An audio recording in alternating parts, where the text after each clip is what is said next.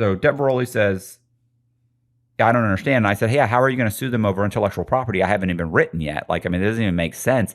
And he says, we're going to sue them for theft of intellectual property. He says, it's not that hard to allege theft of intellectual property when there's multiple versions that are accessible.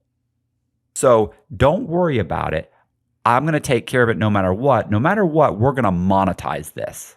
And I remember thinking, these guys are a couple of con men. Like I'm in prison for being a con man, but these guys are a couple of con men.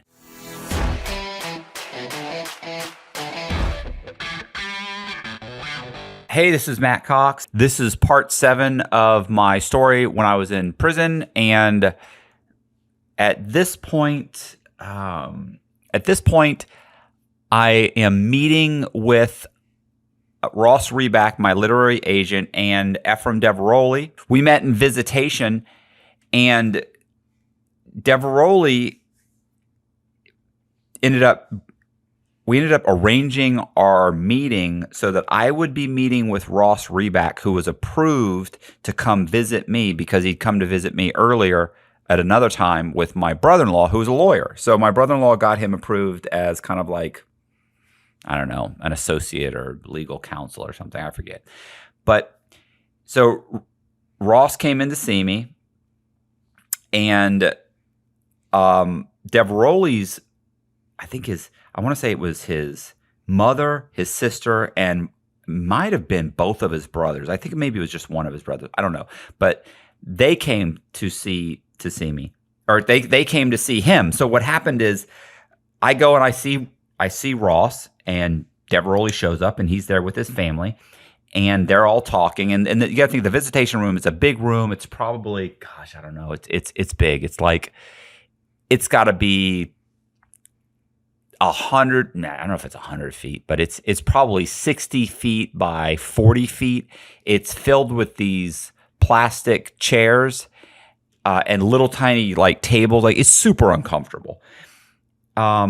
There are windows on there's windows around it in a few places, but you have to think this is like double blocked construction. So there's 2 blocks poured with concrete. There are windows, but they have these thick bars on the windows.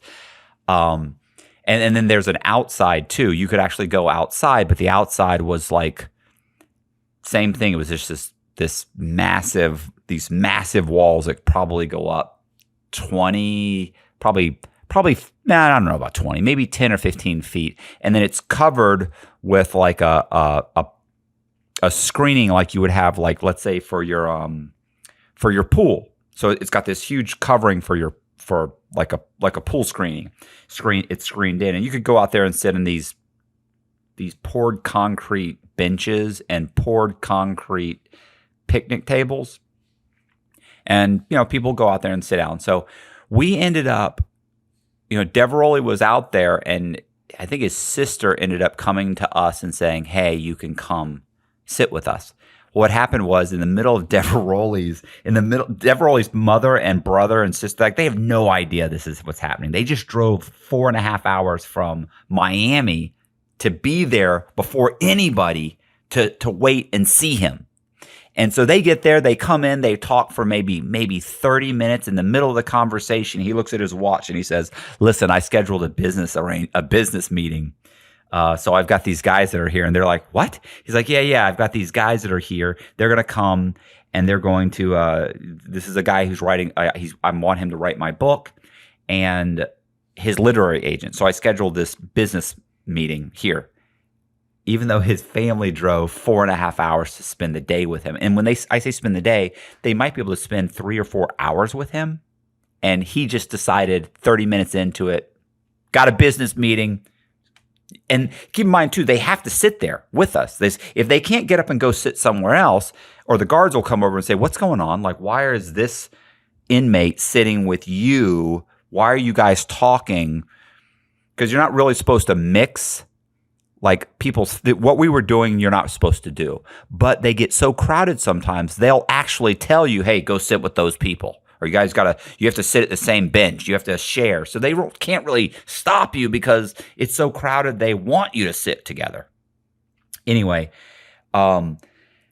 we his sister comes over. So his mom's furious, by the way. Mother's furious. The sister's furious. The brother could care less. Like his brother, I'm pretty sure knows his brother's a jerk. So the sister comes over. I'm pretty sure it's sister. She comes over and she says, "Hey, come outside." So we go outside and we sit down and I'm like, "Hi." And Reback kind of introduces himself to everybody.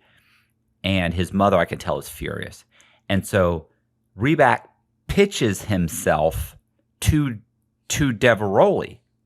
Like, he basically explains who he is.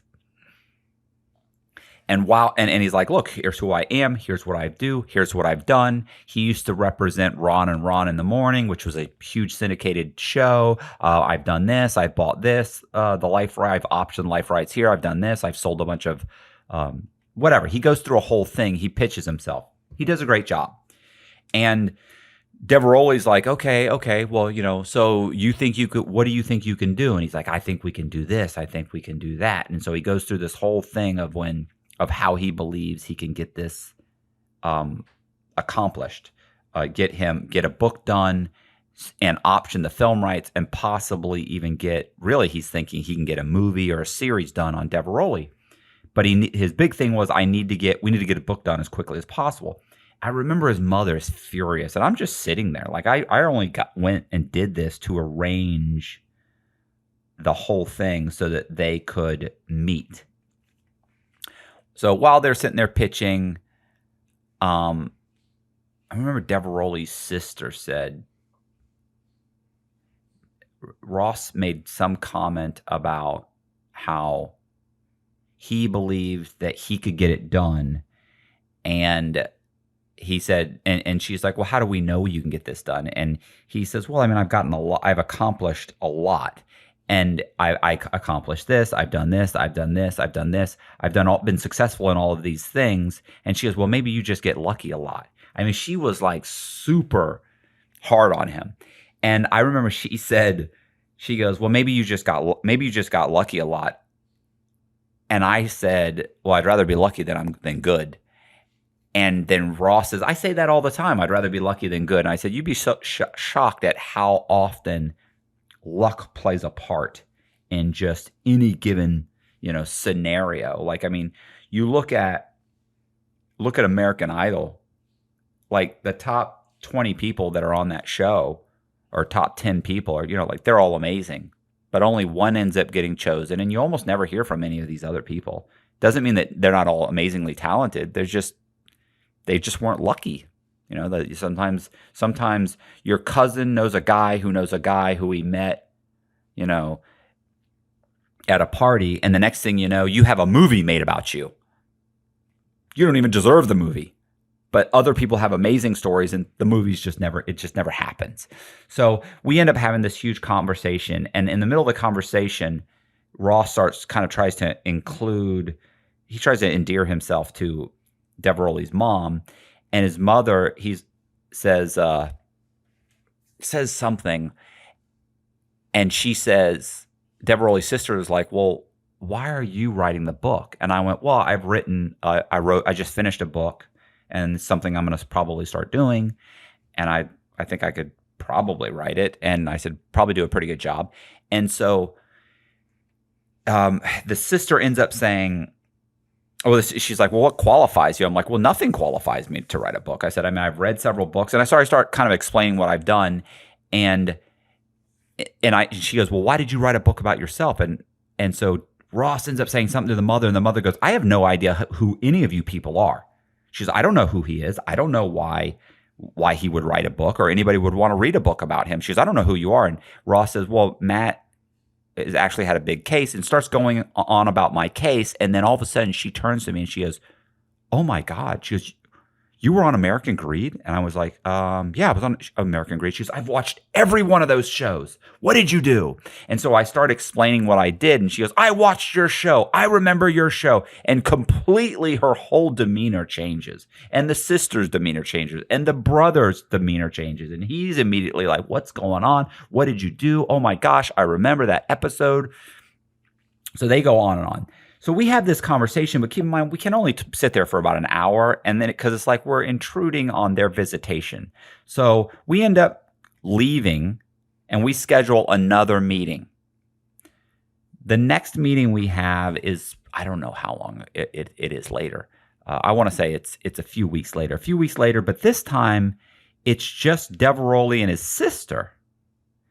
And it's me and Ross. So we all end up at another table inside. And we have the same conversation, and Ross basically, they end up hammering out an agreement. During the course of, while they're hammering out the agreement, I remember Ross kept saying, we have to get the book done as quickly as possible. And I was like, yeah, I get it, Ross, but it takes time to write a book. He's like, Matt, we need to get it done as fast as possible. The reason they wanted it done as quickly as possible was because Warner Brothers was in the process of making or writing a screenplay about Diveroli and about their case, Diveroli's case, but it was based on David Packhouse's version of the case, not Diveroli. So it's like you and your buddy both ended up, I don't know, going to school together and playing on a soccer team and winning the championship. But he writes a book about it, and you're in his book. He talks about you, but he ends up writing the book and selling the book. You don't get anything. Even though he talked about you, even though he talked about you and about stuff in the locker room and conversations you had, he's allowed to do that. On top of that, in Diveroli's case in particular, there were lots of documents and there were lots of articles. So any expectation of privacy he had, he lost.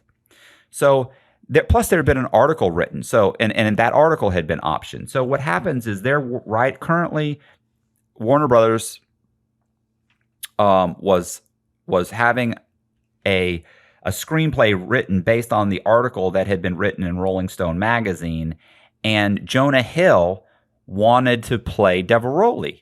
So I don't know if you know who. I'm sure you know who Jonah Hill is. Jonah Hill was in. Do you know who Jonah Hill is? Right? Everybody knows who Jonah is. Right? I don't have to explain that, right? Okay. Everybody knows who Jonah Hill is. So I need a coffee. So what ends up happening is they end up writing this screenplay, and Ross knew that they were writing a screenplay. There was lots of stuff on the internet about it. So Ross is like, you got to hurry up and write the book as fast as possible. Well, I remember at one point when Diveroli and his sister kind of broke off, like they kind of worked out an agreement. It wasn't quite like that. But when I had a conversation with Ross, I had explained to Ross that it was going to be difficult to write a book while he was still in the prison, because he'd already been put in to be transferred to Miami, so he was from Miami, his family's from Miami, so they were going to transfer him to a camp in Miami. So the idea that within the next month to 2 months I was going to be able to write a full 300-page book on this guy was very difficult. It's difficult to write in prison. You have time to write, but it's difficult. You don't have research materials, whatever. Well, Diveroli did have all of his stuff, and that was a huge help. The great thing about Diveroli was his memory was phenomenal. He had an amazing memory. But I didn't know that I could do it, but I didn't really need him to do it. Really, I'd heard most of the stories, and I had a great outline. So anyway, I end up telling Ross, look, I can do what I can do. And Ross was like, look, if you have to fictionalize the fucking thing, fictionalize it.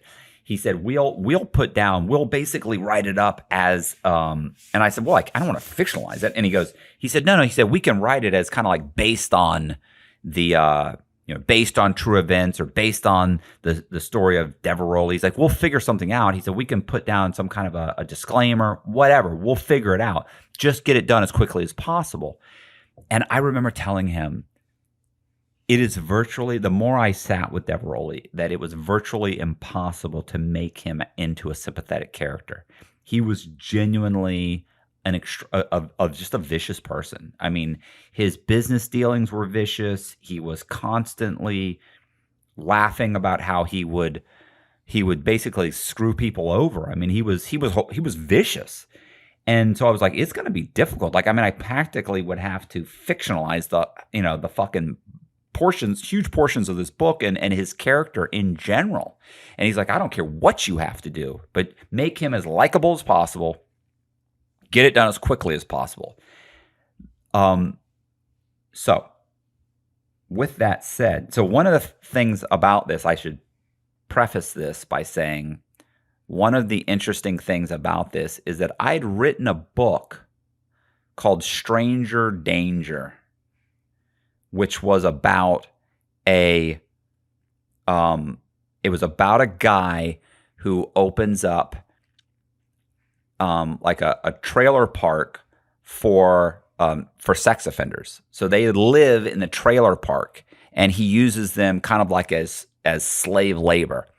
So the book was a not a political satire. It was a satire. It was just a satire. So I had kind of, made this guy basically like he was taking these people that nobody wanted and he was exploiting them. And the whole thing was just kind of a satire on just sex offenders in general. And I remember saying to Ross, I said, bro, the guy in the book I wrote called Stranger Danger, and it was just a manuscript. It was just something kind of I had been working on, kind of just something to do. I said, the guy that I wrote in that book is more sympathetic than Diveroli. And he said, I don't give a shit. He said, I need you to do this as quickly as possible. So I said, no problem. So our little meeting is taking place in the visitation room, and Ross ends up saying, listen, I think I can get an option. I can option this, and I think I might be able to get a movie. And Diveroli says, listen, he goes, okay, what if you can't do this as quickly as possible? Like, what if Warner Brothers gets their script finished first, and what if Warner Brothers makes the movie before us and beats you to the punch? And Reback says, well, we'll sue them. But we have to have a book to sue them. Like, we have to have that available. We have to have that creation of that intellectual property have been created, and there needs to be intellectual property out there in order for us to sue them. And Diveroli goes, what are you going to sue them over? And I went, what are you suing them over if they haven't, like, how can you sue them over? Like, it doesn't make sense. You're allowed to have multiple versions of the same story. Packows has a version, Guy Lawson wrote up Packhouse's version, and Diveroli can have a version. I mean, how many versions of John Gotti's, life, or are there, or Obama? And they're all taken from different perspectives. So Diveroli says, I don't understand. And I said, hey, how are you going to sue them over intellectual property? I haven't even written yet. Like, I mean, it doesn't even make sense. And he says, we're going to sue them for theft of intellectual property. And I went, how? They haven't stolen anything. He says, it's not that hard to allege theft of intellectual property when there's multiple versions that are accessible. He said, so don't worry about it. I'm going to take care of it no matter what. No matter what, we're going to monetize this. And I remember thinking, these guys are a couple of con men. Like, I'm in prison for being a con man, but these guys are a couple of con men. And I'm surrounded, like, I'm in prison, and these two guys are setting up a scam. So I was just like, yeah. I said, well, it doesn't really matter because I want to write the book, and it's going to be a great book, and I'm not worried about it, and I'm not worried about anybody suing anybody because I'm going to write a great book. So I'm not concerned. I don't think it's going to come to that. And Ross was like, so Ross was already like, don't worry about it. It's not going to come to that anyway. I'm going to get this done. So that's fine. I end up leaving visitation, and I go back and I start expanding the outline that I'd written on Diveroli. Well, while this whole thing is happening, it turns out that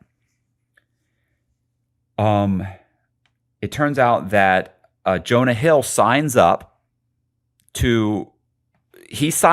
board to become Diveroli, to play Diveroli. But Jonah Hill doesn't like the script. Now, I'm getting this, by the way, this information I'm getting, I got this from Ross. I talked to Ross, and Ross said, turns out that they've written a script.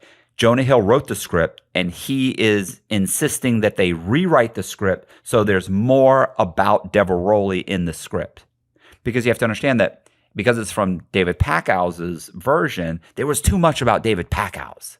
And they wanted there to be, Jonah Hill's a big-time actor, and he wanted it to be more about the character he's playing. So he's like, he said, he wants it to be more about Diveroli.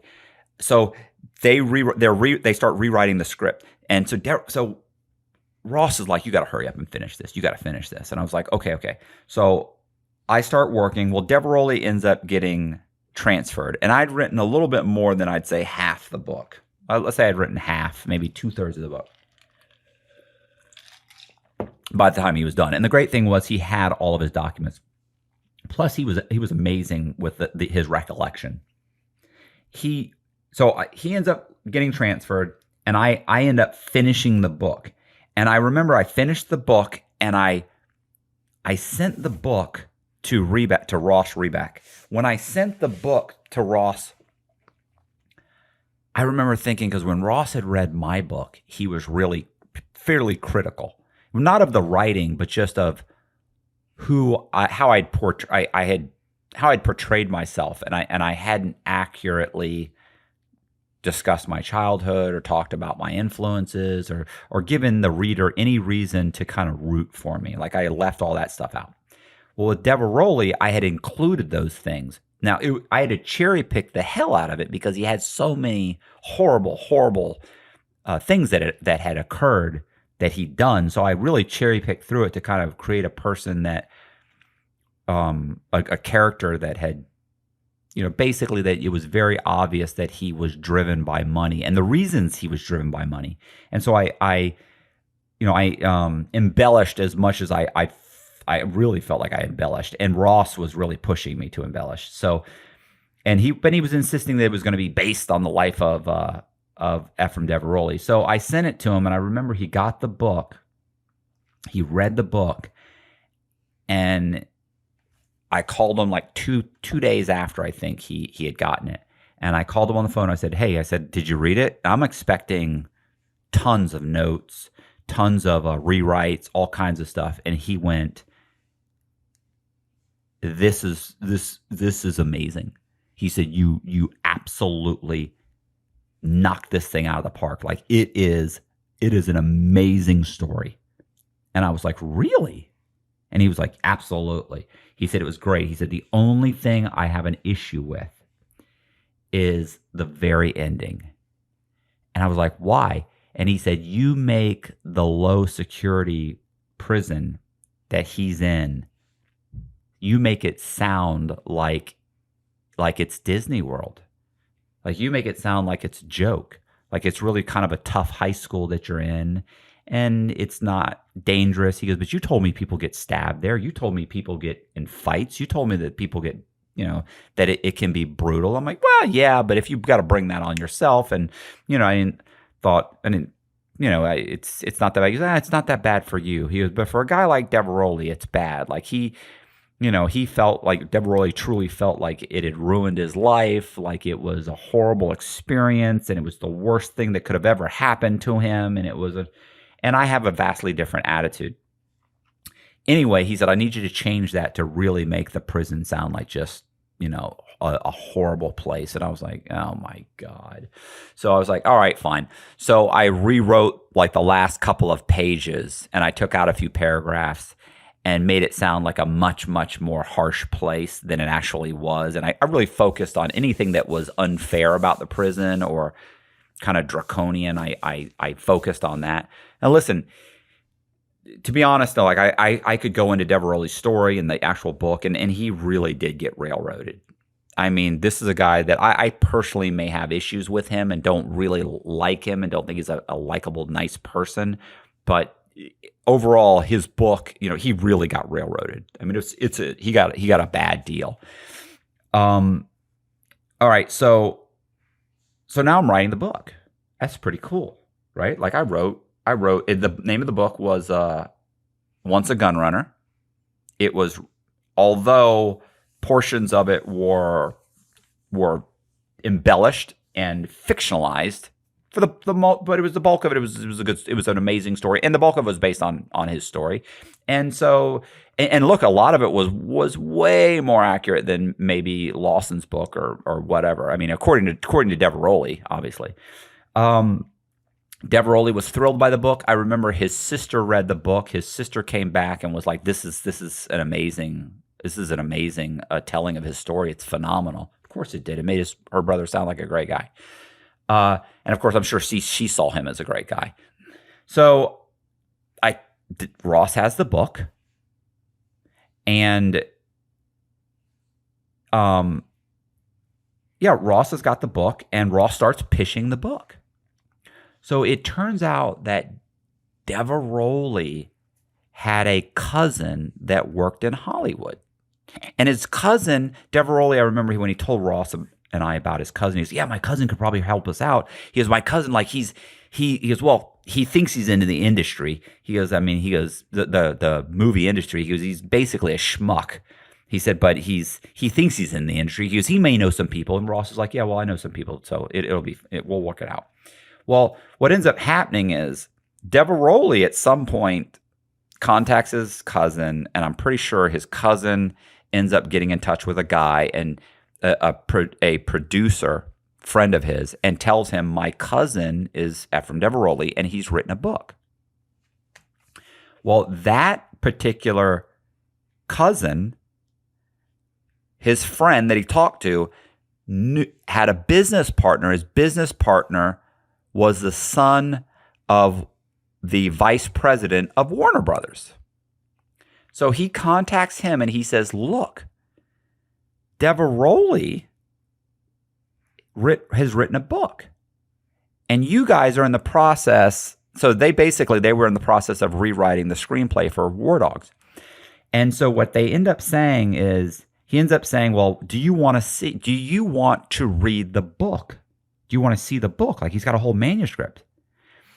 So the son of the Warner Brothers, his name is Shimmy. Shimmy? Yeah. So Shimmy ends up saying he is interested. So Diveroli's cousin's buddy, they end up contacting, Shimmy ends up contacting, and Diveroli and the buddy, the producers, these two producers end up contacting Ross Reback. Ross Reback knows who both of these guys are. And I remember I called Ross on the phone and I said, "Hey, Ross, what's going on?" He goes, "Good news." And I said, "What's that?" He said, "It turns out that there's a guy named Shimmy, and he wants to see Diveroli's book. He is a producer. He and another guy are producers, and that Diveroli's cousin has put us all in contact." "Oh, okay." And he said, "So they're interested." "Oh, okay." And I said, "Well, that's good." I said, "So what are they going to do? They're going to make like a documentary?" If they're documentary producers, he's like, "Yeah, they want to contact us to get a hold of the book. I'm having them both sign a non-disclosure agreement," which is weird. The non-disclosure agreement essentially says, "I'm going to give you the book, but you're not allowed to show it to anybody." Not a lot of people have you sign these. Very few people have you sign something like this. So Shimmy signs it. The other guy signs it. I forget his name right now. They both sign it.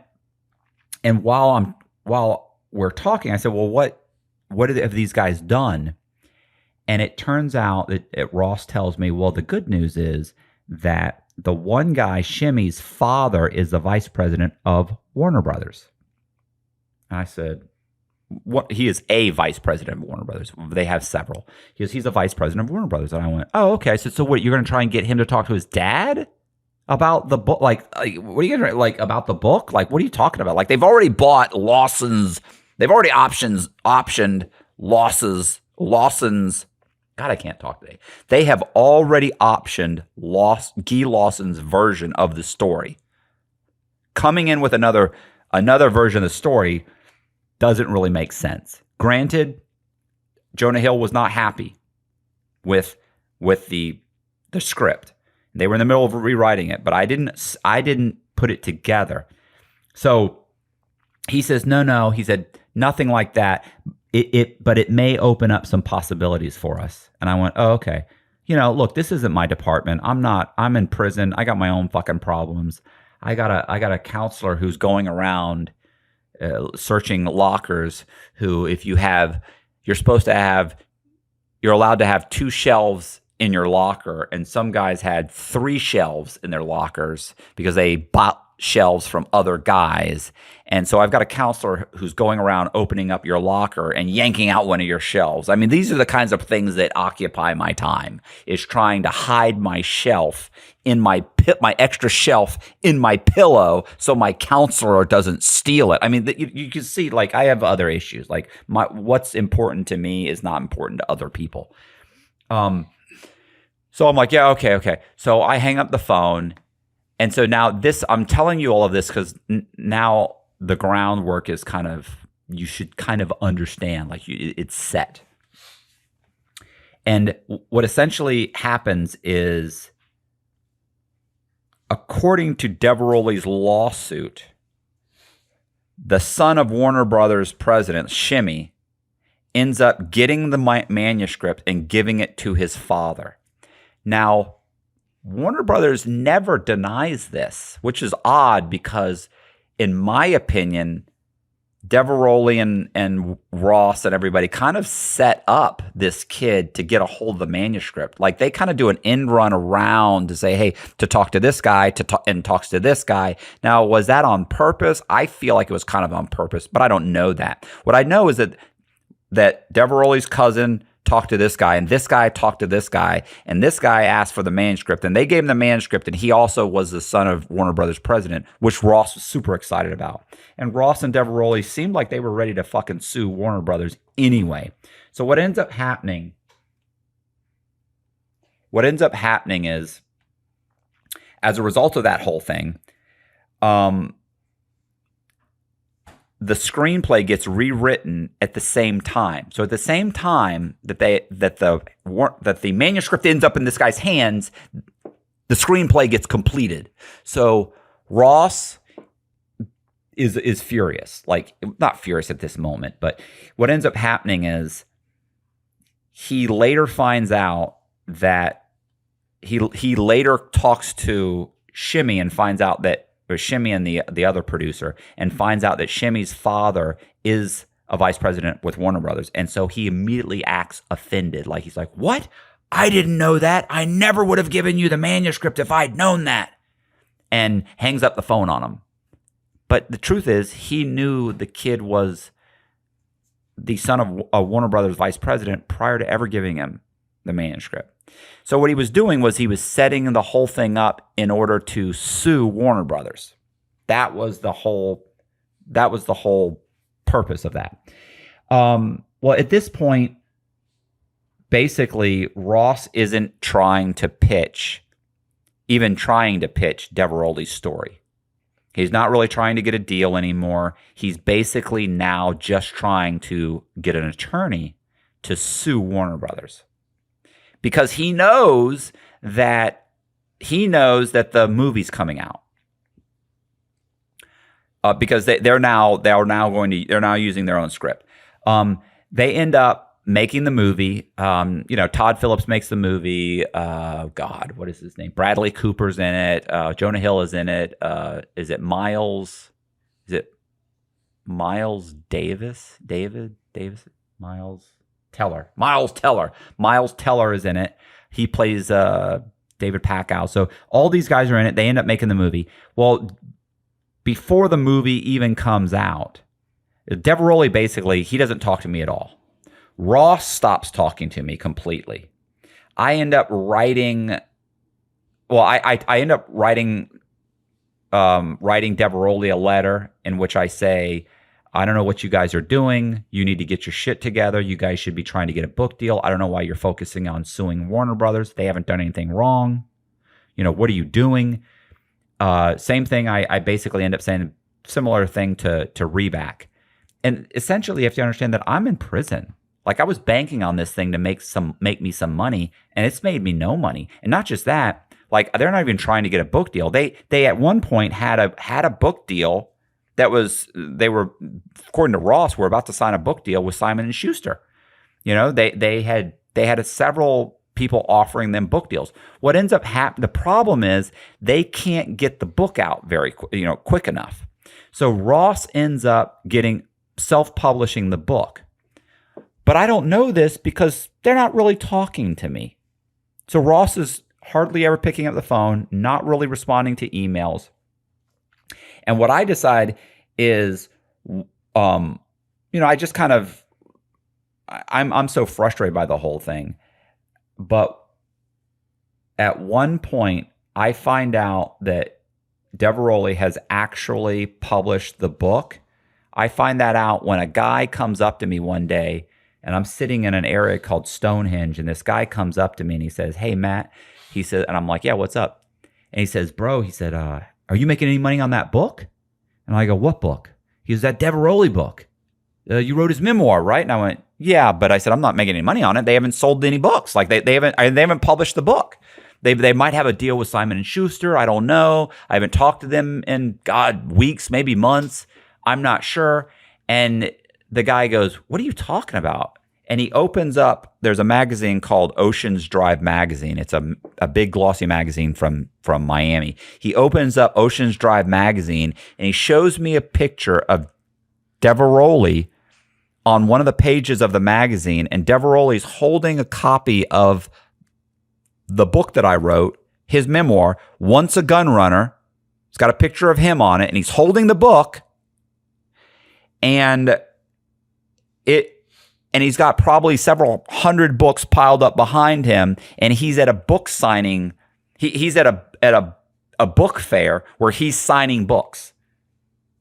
My name's on the front of the book with his, and he's signing books. And I had no idea that the book had been published and that they were signing books. I had gotten no money. People aren't answering my calls, and so I freak out. I'm furious. I end up calling Ross several times. I eventually end up talking to Ross. And when I talk to Ross, I'm like, "Hey, man, I just saw this and this." And he's like, "Oh, yeah, we self-published it." And he blows it up like, "Oh, it's no big deal. And we just figured to go this route. We want to get it out, before we want to get it out before the movie comes out." And he said, and I said, "Well, what are you doing?" Because he's not telling me really anything. So I said, "What are you doing?" He's, "Oh, we're waiting for them. We're about to file our lawsuit." Because it turns out that Shimmy is the son of the vice president of Warner Brothers, and we believe that they used the book in order to rewrite the entire screenplay to put more of Efraim Diveroli's character in the screenplay or in the movie for Jonah Hill, and so we're suing them. It's like He was. I remember he was saying it to me like, "Can you believe that Warner Brothers sent Warner Brothers vice president sent his son to try to get a copy of the manuscript so they could steal it from us." That was his pitch to me over the phone. Like, he was like, "Can you believe that?" And I'm like, but I knew. Like, I guess Ross had forgotten that he told me. He must have forgotten that he told me that he knew before he ever gave him the fucking thing that his father was worked for Warner Brothers. So I was like, "Oh, okay." He said, "Yeah, so we're suing him. We're suing this other guy. We're suing." They were suing everybody. Warner Brothers. We're suing New Line Cinema. We're suing, like all kinds of people. I don't know who else. I don't know if it was New Line Cinema. They were suing a bunch of people, and he's like, "Right now, they just came out with all the trailers for Warner Brothers, and we've got guys going through the trailers, cutting up the trailers to try and figure out which scenes they stole from the manuscript." Keep in mind, the manuscript is partially fabricated. So what does it matter? Anyway, I'm still in prison with no money. Now there's obviously not going to be a movie about this guy, and these guys. The whole thing was just horrible. It was just a horrible situation, and I felt like I'd just been robbed. I'd worked really hard on this thing. I really was excited about it, only because I thought it would get my name out there. And just the whole thing had just fallen apart. This whole thing, I'm condensing this into one little, part because I otherwise, because this dragged out over years.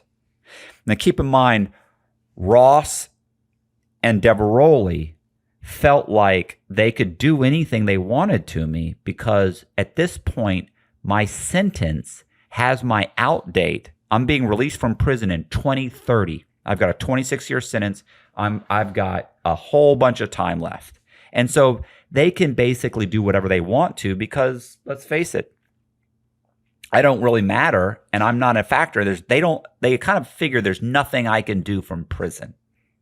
So, so that's the situation that was currently happening. Was these guys were about to sue Warner Brothers for, for I don't know what they were asking for, 60 million or 30. I forget how many millions and millions they wanted from Warner Brothers, and they ended up filing their lawsuit. They ended up filing a lawsuit against them. So I'm going to go ahead and wrap it up because this is long and drawn out, and I'm sorry. It's a much more complicated version of what happened than most people understand. So, typically when people say, "Oh yeah, Matt's the guy that wrote the movie War Dogs," that's just not true. Like that's not what ended up happening. That's not how it unraveled. And so I hate that. So I thought I'd go ahead and take this opportunity to kind of lay it out to tell you what did happen. So anyway, that's pretty much it. Do me a favor, subscribe, hit the bell so you get notified of the next video. I really appreciate you watching. Thank you very much. Leave comments on the comment section if you have any ideas for me. And I try and answer as many comments as possible. And I appreciate it. And thanks a lot. See ya.